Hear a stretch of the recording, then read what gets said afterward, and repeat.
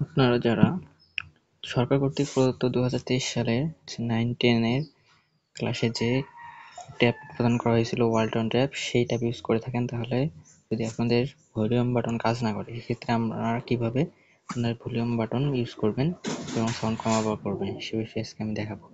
So video বেশি দেরি হবে না, তুমি কন্টিনিউ করতে থাকুন। তো প্রথমে আমাদের যে কাজটি করতে হবে, সেটিংস অপশনে যেতে হবে।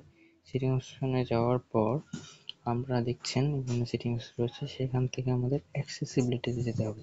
যাওয়ার পর আমাদের অ্যাক্সেসিবিলিটি মেনুতে যেতে হবে। এখন যে ভলিউম, এটা হচ্ছে ভলিউম, ভলিউম অফ কমা, এটা হচ্ছে ভলিউম বাড়া বাটন, পাওয়ারের বাটন, এটা হচ্ছে স্ক্রিনশট দেওয়া বাটন, আছে আলো বাড়ানো, এটা আলো কমানো, এটা আলো বাড়ানো এবং এটা লক লাগানো।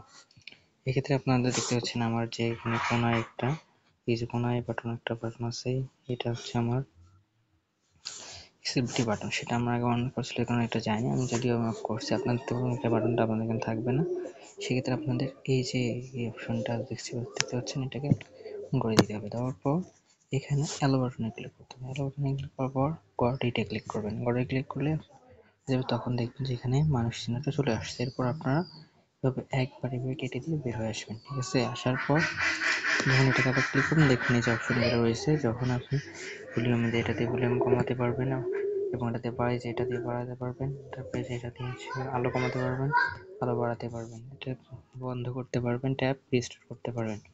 যে রিসেন্ট অ্যাপগুলো যেগুলো আপনি ইউজ করেন সেগুলো দেখতে পারবেন। এখানে স্ক্রিন লকের বিষয়গুলো, স্ক্রিন লক করার জন্য দেখতে পারবেন। এখানে সেটিংসে যেতে পারবেন এবং স্ক্রিনশট এখান থেকে নিতে পারবেন। আশা করি যে এই বিষয়টা অনেকে জানতে পারছেন স্ক্রিনশট কীভাবে নিতে সহজে, সেই বিষয়টা এখানে স্ক্রিনশট কীভাবে নেবেন,